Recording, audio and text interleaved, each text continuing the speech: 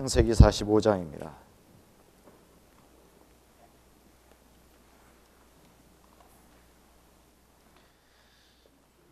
창세기 45장 1절에서부터 15절까지의 말씀 같이 한번 교도하도록 하겠습니다.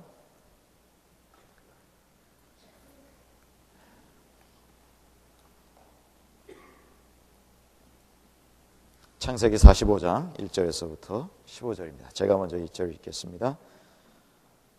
요셉이 시종하는 자들 앞에서 그 정을 억제하지 못하여 소리질러 모든 사람을 자기에게서 물러가라 하고 그 형제에게 자기를 알리니 때에 그와 함께한 자가 없었더라.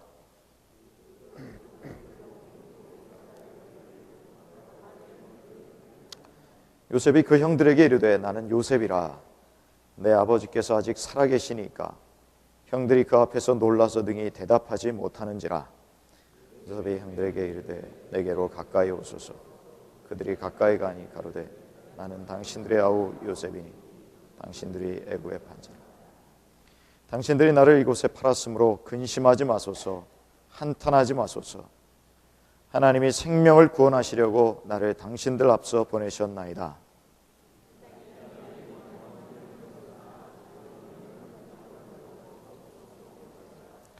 하나님이 큰 구원으로 당신들의 생명을 보존하고 당신들의 후손을 세상에 두시려고 나를 당신들 앞서 보내셨나니 그런즉 나를 이리로 보낸 자는 당신들이 아니요 하나님이시라. 하나님이 나로 바로의 아비를 삼으시고 그 온 집의 주를 삼으시고 애굽 온 땅의 지리자를 삼으셨나이다. 당신들은 속히 아버지께로 올라가서 고하기를 아버지의 아들 요셉의 말에 하나님이 나를 애굽 전국의 주로 세우셨으니 내게로 지체 말고 내려오사 아버지의 아들들과 아버지의 손자들과 아버지의 양과 소와 모든 소유가 고센 땅에 있어서 갖게 하소서. 흉년이 아직 5해가 있으니 내가 거기서 아버지를 복량하리이다. 아버지와 아버지의 가속과 아버지의 모든 소속이 결핍할까 하나이다 하더라 하소서. 당신들의 눈과 베냐민의 눈이 보는 바 당신들의 이 말을 아는 것이 당신들은 나의 애굽에서의 영화와 당신들이 본 모든 것을 다 내 아버지께 고하고 속히 보시고 내려오소서 하며 자기 아우 베냐민의 목을 안고 오니 베냐민도 요셉의 목. 같이 읽겠습니다. 요셉이 또 형들과 입맞추며 안고 오니 형들이 그제야 요셉과 말하니라. 아멘. 하나님의 택하신 백성들의 삶의 모습을 보면 어떤 때는 세상만도 못하다 이런 생각이 들 때가 있습니다.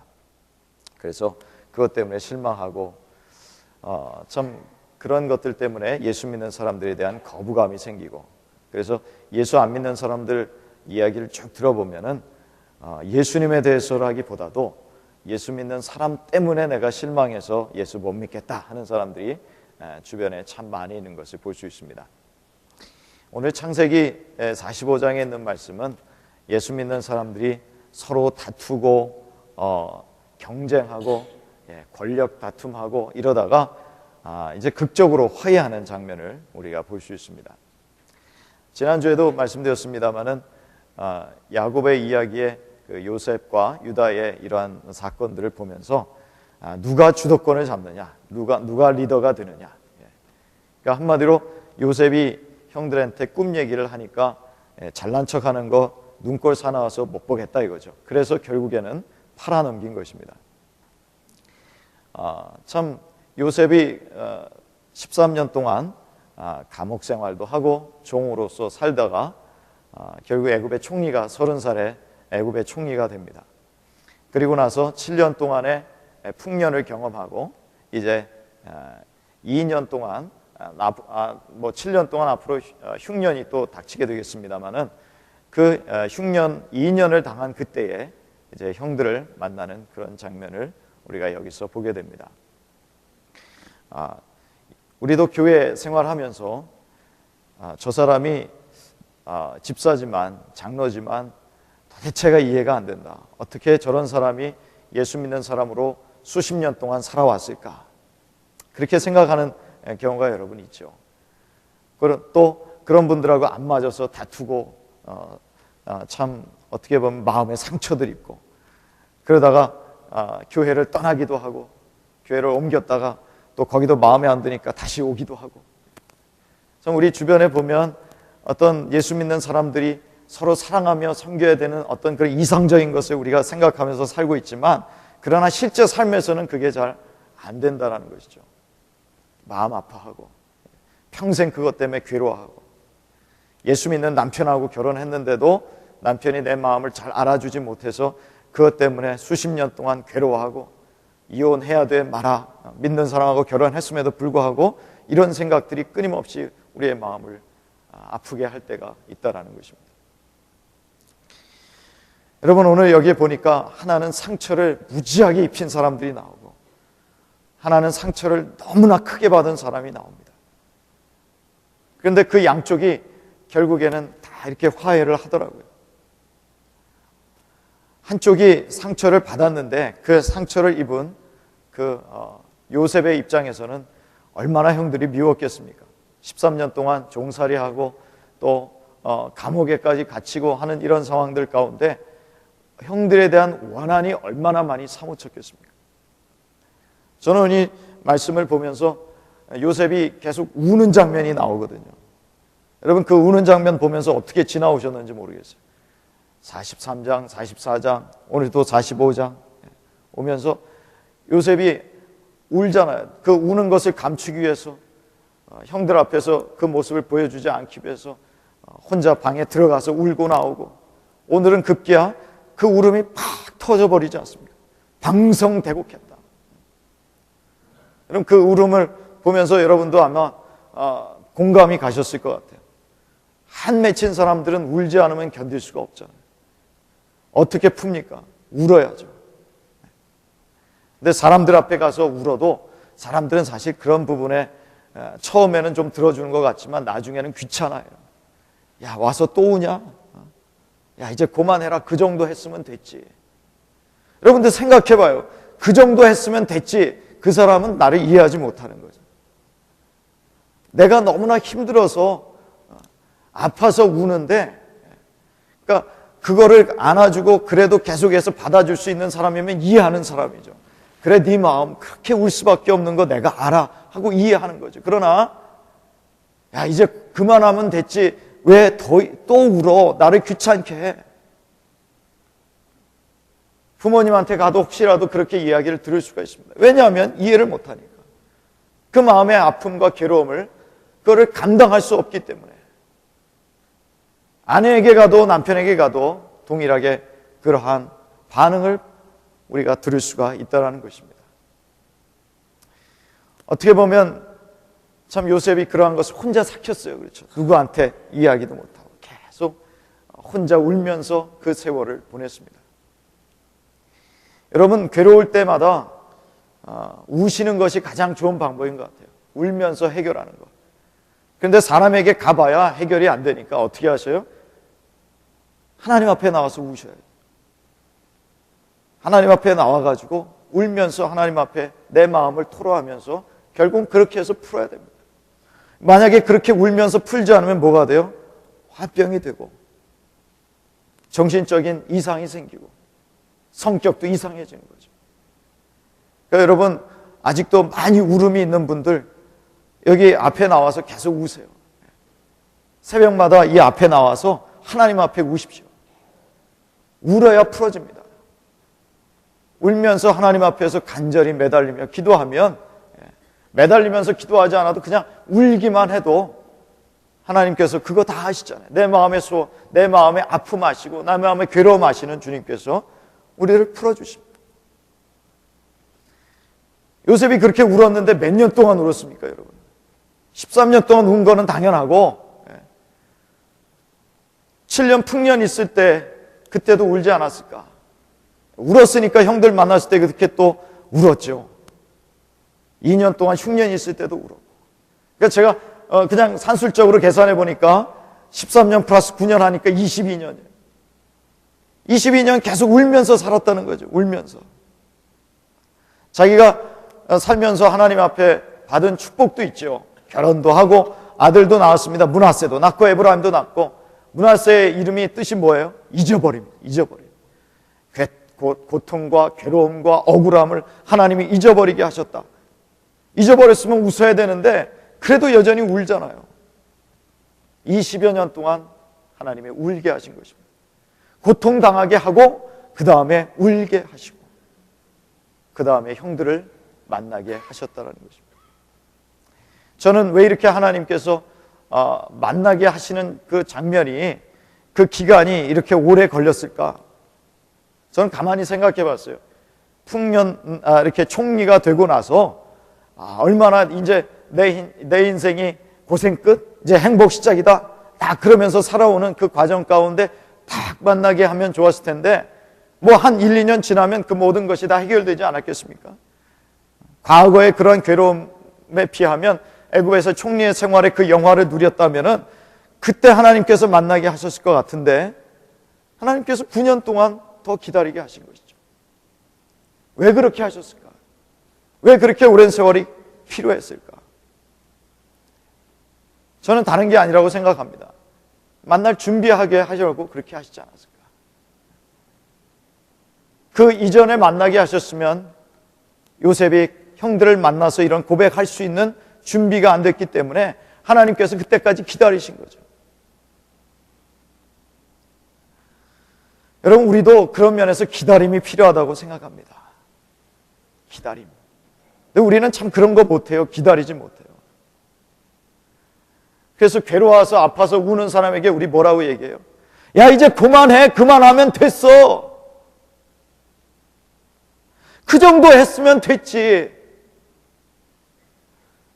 내가 뭘 또 더 받아주기를 바래. 그만 울어.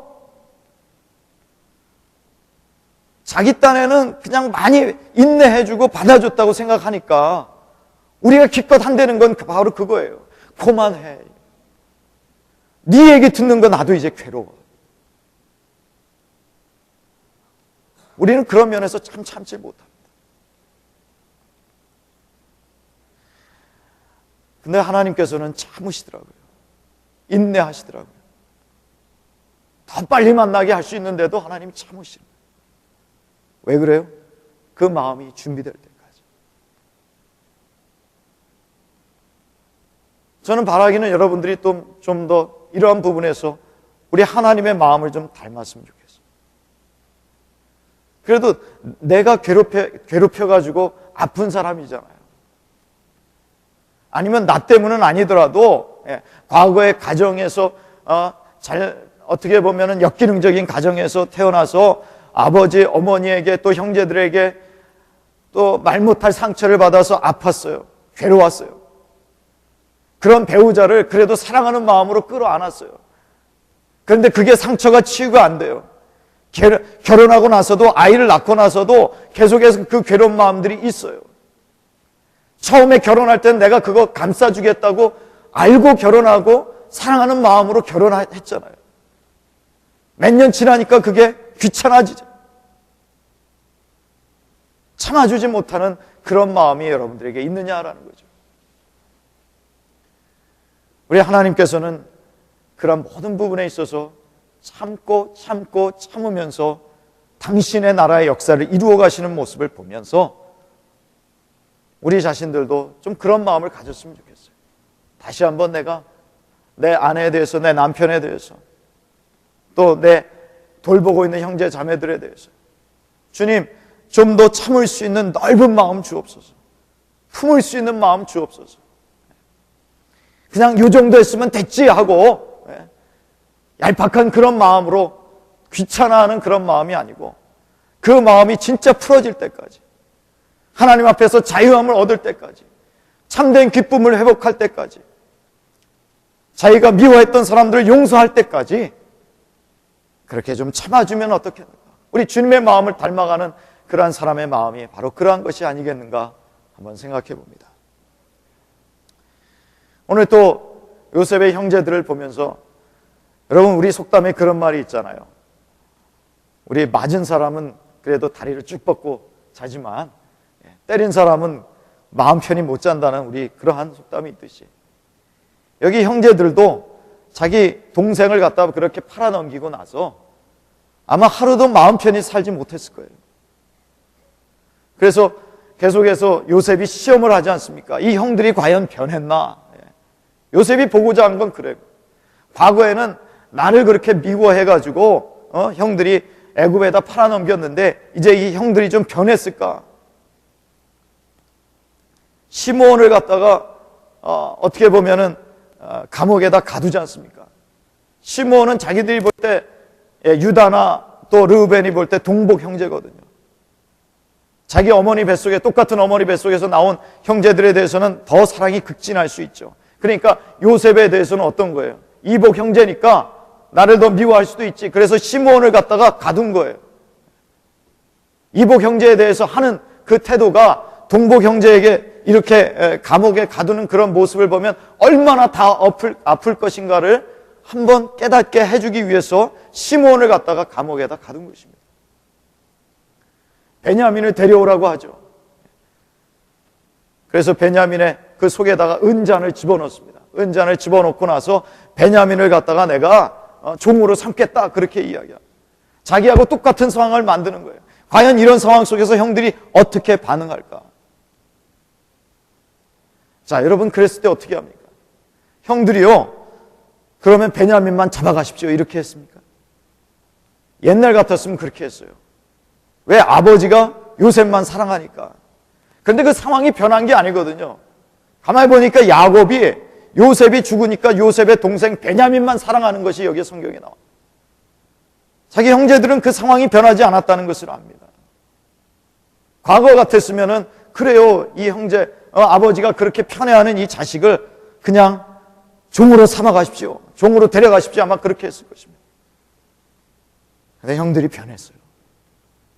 형들이 어떻게 합니까? 다 자기들이 짐 다 싸갖고 요셉에게 다시 찾아옵니다. 뭐라 그래요? 우리가 다 종이 되겠다 이거예요. 과거의 형들이 보였던 모습이 아닌 거죠. 이 아들은 우리 아버지에게 아주 금쪽 같은 아들입니다. 생명과 같은 아들입니다. 이 아들이 죽으면 안 됩니다. 여러분 특히 유다를 한번 생각해 보세요. 유다가 어때요? 유다가 자기 동생 요셉을 팔아넘기자고 한 사람이거든요. 르우벤은 그러지 않기를 바랬지만 이 넷째 아들 유다가 바로 자기 동생 요셉을 팔아넘기자고 한 사람입니다. 여러분 유다가 변한 모습을 한번 우리 성경을 보시면 44장에 보면 그런 장면이 나오잖아요. 아버지, 만약에 베냐민을 데려가서 못 오면 내가 평생 동안 그 죄를 지고 살겠습니다. 모든 책임은 다 내가 지겠습니다. 여러분 유다가 변했어요. 지난주에도 말씀드렸습니다. 유다가 뭐 그렇게 좋은 사람이 아니잖아요. 인간성도 좋은 사람이 아니잖아요. 신앙적으로도 훌륭하고 경건한 사람이 아니잖아요. 그런데 변했더라고요. 여러분 르우벤은 뭐라고 얘기합니까? 예? 르우벤은 원래 좀 참 인정이 있고 그래도 리더십이 있는 사람이었지만 그래도 아버지에게 뭐라고 말해요? 아버지, 내 두 아들을 갖다 죽이시라고. 베냐민을 못 데려오면, 만약에 못 데려오면 내 두 아들을 죽이시라고. 형들이 변했어요. 하나님께서 한쪽은 무지무지 고통을 당한 사람이고 한쪽은 크게 가해를 입힌 사람이고, 그런데 그 두 그룹이 만나게 하실 때는 어떻게 해요? 이쪽 그룹도 변하게 하셨더라는 거죠. 이쪽 그룹도 성숙하게 하셨더라. 이쪽 그룹도 마음 아프게 하셨더라. 그 22년의 오랜 세월 동안 괴로움 당하게 하면서 하나님 앞에서 고통당하면서 그러면서 그들이 변해서 하나님 앞에서 만나서 화해할 수 있는 길이 열렸더라는 것입니다. 여러분 변하셨어요? 오랜 신앙생활 하면서 여러분의 가졌던 그러한 나쁜 성품들, 남을 해코지하고 남에게 거짓말하고, 혹시 여러분들 중에서 남의 돈 떼어먹고 남의 가정에 큰 파탄을 내고 괴롭게 만든 사람이 있습니까? 그리고서는 그냥 나 몰라라 하고 그냥 나 잡아먹으시오 하고, 여러분 그런 부분에 있어서 괴로워하고 있습니까? 한번 여러분들 생각해 보세요. 내가 과거에 내가 상처 입혔던 사람들에 대해서 괴로워하고 있느냐. 여러분 예수 믿고 나면 나 모든 죄 사해 주셨으니까 감사합니다. 자유함 얻었습니다. 물론 그렇죠. 그런데 예전에 내 한 행실에 대해서 괴로워하는 게 정상입니다. 다 잊어버리는 게 정상이 아니에요. 야, 그 사람 나 때문에 얼마나 힘들었을까. 비록 내가 과거에 예수 믿기 전이었지만 나 때문에 괴로워한 사람들 때문에, 나 때문에 상처받은 사람 때문에 내가 괴로워하고, 그러면서 어떻게 해요? 기도하는 거죠. 하나님, 저 때문에 상처 입은 사람 주님 긍휼히 여겨 주옵소서. 혹시 내가 이렇게 예수 믿고 사는 거 보면서 저 사람이 믿고 있는 예수 나는 못 믿겠다라고 그렇게 내가 전도에 방해가 되지 않기를 원합니다. 그럼 괴로워하는 게 정상이라고. 그게 변하는 모습이에요. 그렇게 하면서 마음 아파하는 게 변하는 모습이에요. 진정한 화해라는 건 무엇입니까? 그렇게 서로가 괴로워하면서 용서를 바라는 마음으로 그렇게 나올 때 진정한 화해가 되는 것이죠. 여러분 상처 입으신 분, 저는 이런 분들에게 오늘의 요셉의 이 장면을 보면서 저는 여러분들의 기도 제목이 이런 것이 되어야 된다고 생각합니다. 하나님, 내가 주님의 안목으로 모든 것들을 바라보게 하여 주옵소서. 과거에는 참 저 사람이 나쁘기 때문에 내가 이런 괴로움을 당한다고 생각했지만, 그러나 요셉의 장면을 보니까 사람이 나빠서도 그렇지만, 그러나 결국은 그것은 하나님이 결국은 그렇게 허용하셨군요. 하나님의 그 위대한 경륜 가운데서, 놀라운 하나님의 나라의 계획 가운데서 하나님께서 이런 아픈 모습도, 상처나는 모습도 허용하셔서 여기까지 오게 하셨군요. 내가 그것을 바라보게 하여 주옵소서. 내가 그것을 바라보는 안목을 갖게 하여 주옵소서. 그저 나에게 상처 입혔으니까 내가 괴롭고 힘들다, 밉다 이런 생각만이 아니라, 그러나 하나님의 안목 가운데서 용서하고 품을 수 있는 마음 갖게 하여 주옵소서. 여러분 요셉처럼 우리가 성공하지 않았을 수도 있습니다. 그래도 요셉은 총리가 됐잖아요. 이렇게 여러분들이 반문하실 수 있어요. 모든 것이 다 풀렸잖아요. 요셉은 총리가 됐지만 여러분들은 뭐가 됐습니까? 여러분들은 왕 같은 제사장이 됐습니다. 할렐루야. 여러분들은 하나님의 자녀가 됐잖아요. 누구에게도 비교할 수 없는 유업을 받았지 않습니까? 애굽의 총리가 가질 수 없는 놀라운 하나님의 축복을 받았지 않습니까? 그런 면에서 하나님 앞에서 내가 성공하고 하나님 앞에서 큰 축복을 받은 사람답게 하나님의 경륜을 바라볼 수 있는 그런 마음 갖게 하여 주옵소서. 오늘 한번 이러한 기도 제목으로 우리가 하나님 앞에 나아갔으면 좋겠습니다. 그래서 참 남을 괴롭혔던 분들은 주님, 제 모습을 좀 더 정금같이 거룩한 모습으로, 주님 닮아가는 모습으로, 참 조금이라도 아파하는 모습으로, 그러한 마음으로 변화될 수 있도록 주님 도와주옵소서. 아파하시는 분들, 상처받은 분들, 주님, 그러나 이 모든 것들이 주님께서 허용하지 않으셨으면 안 되는 일이었다는 것을 내가 믿음으로 고백하며 하나님의 안목으로 바라보며 요셉처럼 형들을 품에 안고 입 맞추고, 하나님께서, 생명의 하나님께서 이러한 모든 것을 허락하셨습니다. 결국은 합력하여 선이 되게 하시려고 이렇게 하셨습니다 라고 고백할 수 있는 믿음의 사람이 되게 하여 주옵소서. 우리 한번 이렇게 고백하면서 나아갈 수 있었으면 좋겠습니다. 같이 한번 기도하겠습니다. 하나님 아버지, 우리가 참 하지 못하는 것 중에 또 말씀을 읽으면서 참 이렇게 해야 되지만 하지 못하는 것들 중에 하나가 화해하는 것이고 용서하는 것이고, 하나님 부족하지만 저희들이 말씀을 통해서 다시 한번 어떻게 하면 우리가 화해하는 주님의 백성으로서 살아갈까를 오늘 다시 한번 생각해 봅니다. 하나님, 저희들에게 오늘도 찾아와 주시옵시고 참으로 주님의 관점에서 바라보며 또한 넓은 마음을 가지고 사랑하며 품을 수 있으며 관용할 수 있는 저희 모두가 될 수 있도록 주님 도와주시고, 하나님, 참으로 내가 피해를 입힌 사람, 내가 상처 준 사람들에 대해서 마음 아파하며 하나님 앞에 기도하며 또한 나도 변해갈 수 있는 참으로 하나님의 자녀다운 삶을 살아갈 수 있도록 하나님 은혜 베풀어 주옵소서. 이 모든 말씀 예수님의 이름으로 간절히 기도합니다. 아멘. 우리 같이 한번 일어나서 찬양하겠습니다.